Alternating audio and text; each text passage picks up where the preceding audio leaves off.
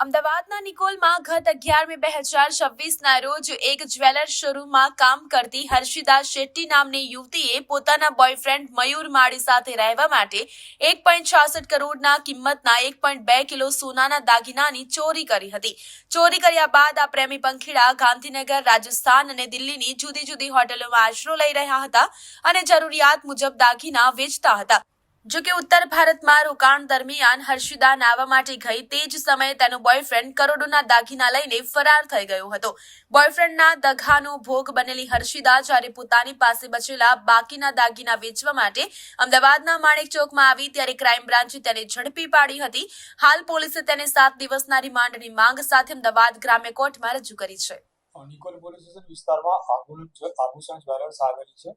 આ જ્વેલર્સમાંથી ત્યાં જ કામ કરતી એક હર્ષિદા શેટ્ટી નામની જે યુવતી છે એ યુવતી ત્યાંથી સોનાના દાગીના ચોરીને ભાગી ગઈ હતી, જેમાં નિકોલ પોલીસ સ્ટેશનમાં એક ગુનો દાખલ કરવામાં આવ્યો હતો. આ દરમિયાન અલગ અલગ જે ટીમ તપાસ કરતી હતી એ દરમિયાન અમદાવાદ ક્રાઇમ બ્રાન્ચને આ છોકરીની માહિતી મળતા અમદાવાદ ક્રાઇમ બ્રાન્ચે આ છોકરીને પકડેલી હતી અને પકડીને નિકોલ પોલીસ સ્ટેશનને સોંપતા નિકોલ પોલીસ સ્ટેશન દ્વારા છોકરીને અરેસ્ટ કરવામાં આવેલી છે. જે છોકરી છે છોકરી જોડેથી અત્યારમાં 3 દાગીના મળેલા છે. આ છોકરી જ્યારે આભૂષણ જ્વેલર્સમાંથી ચોરી કરીને ભાગી ત્યારબાદ છોકરીના સંપર્કમાં એક છોકરો હતો મયુર માળી નામનો. એ મયુર માળી જોડે આ છોકરી પોતે અહીંથી ભાગે છે ને એ લોકો ઉદયપુર જાય છે. ઉદયપુરથી પછી એ લોકો આગળ જયપુર, દિલ્હી અને અલગ અલગ શહેરોમાં ફરે છે.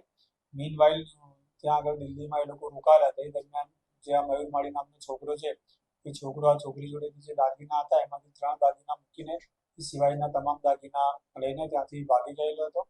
અને ત્યારબાદ જે આ છોકરી છે છોકરીની ક્રાઇમ બ્રાન્ચને તપાસ કરતા ક્રાઇમ બ્રાન્ચે છોકરીને પકડેલી હતી અને ત્યારબાદ નિકોલ પોલીસ સ્ટેશનને સોંપેલી હતી.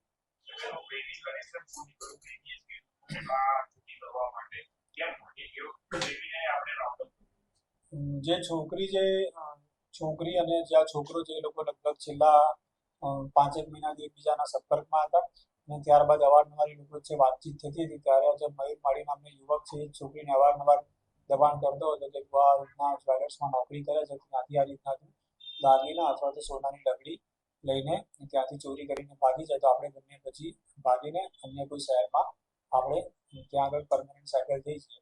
એટલે છોકરાના કહેવાથી છોકરી આ ચોરી કરેલી હતી અને ત્યારબાદ બંને અહીંયાથી અમદાવાદથી જોડે જ ભાગેલા હતા.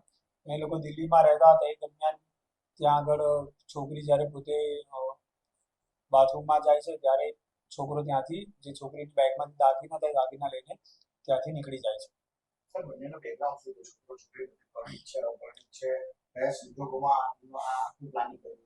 જે આ આરોપી યુવતી છે એ પોતે પરિણીત છે અને એના અગાઉ ગોંડલમાં મેરેજ થયેલા હતા, પણ છેલ્લા ત્યાં આગળ એને પોતાના હસબન્ડ સાથે ડિસ્પ્યુટ હોવાથી છેલ્લા 1 વર્ષથી અહીંયા આગળ નિકોલ ખાતે પોતાના માતા પિતા સાથે રહે છે અને અહીંયા આભૂષણ જ્વેલર્સમાં છેલ્લા 11 મહિનાથી નોકરી કરે છે. અને જે છોકરો પોતે વસ્ત્રાલમાં રહે છે, પોતે પણ મેરિડ છે અને એને પણ બાળકો છે અને છોકરો બાપુનગરમાં પ્રિન્ટિંગ મશીનનું કામકાજ કરે છે.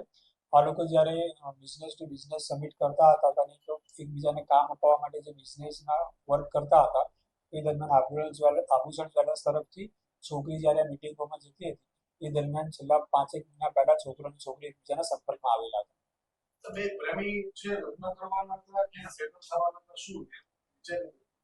હાલ સુધીમાં જે છોકરીની પૂછપરછ કરી છે એ દરમિયાન અમારી તપાસમાં એવું ખુલ્યું છે કે આ બંને જણા ત્યાંથી ભાગી જઈને ઉત્તર પ્રદેશ બાજુ બનારસ કે એની આજુબાજુના કોઈ સિટીમાં પરમનન્ટ સેટલ થવાનું પ્લાનિંગ કરી રહ્યા હતા. આજે આ છોકરીના કોર્ટમાં રજૂ કરી એના રિમાન્ડ માંગવામાં આવશે અને ત્યારબાદ એની વધુ પૂછપરછમાં આ બાબતે સત્ય હકીકત જાણવા મળશે. જે મયુર માળી છે મયુર માળીને પણ ક્રાઇમ બ્રાન્ચ દ્વારા હસ્તગત કરવામાં આવેલું છે અને આગળ પણ એની જે ધરપકડ કરવાની કાર્યવાહી ચાલુ છે.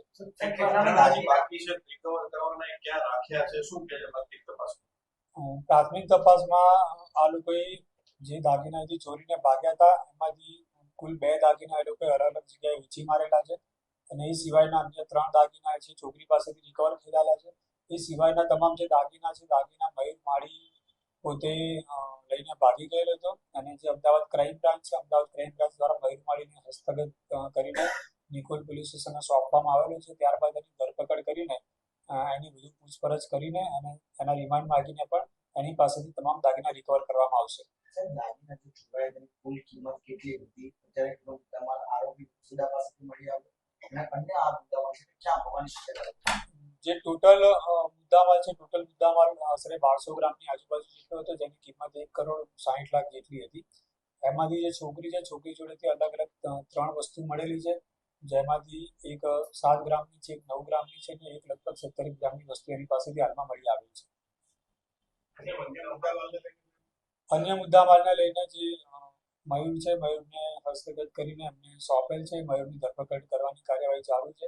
ત્યારબાદ મયુરને અટક કરીને એની જોડેથી રિકવર કરવામાં આવશે અને એના રિમાન્ડ માગીને પણ તમામ વસ્તુઓ રિકવર કરવામાં આવશે. હા, બંને એકબીજાના છેલ્લા 5 મહિનાથી પરિચયમાં હતા, એટલે બંને એકબીજાના પરિણીત છે. તમામ પોતાના બંનેના બેકગ્રાઉન્ડ વિશે તમામ માહિતી એકબીજાને હતી. મયુર સામે ભૂતકાળમાં એક 400-420નો ગુનો દાખલ થયેલો છે.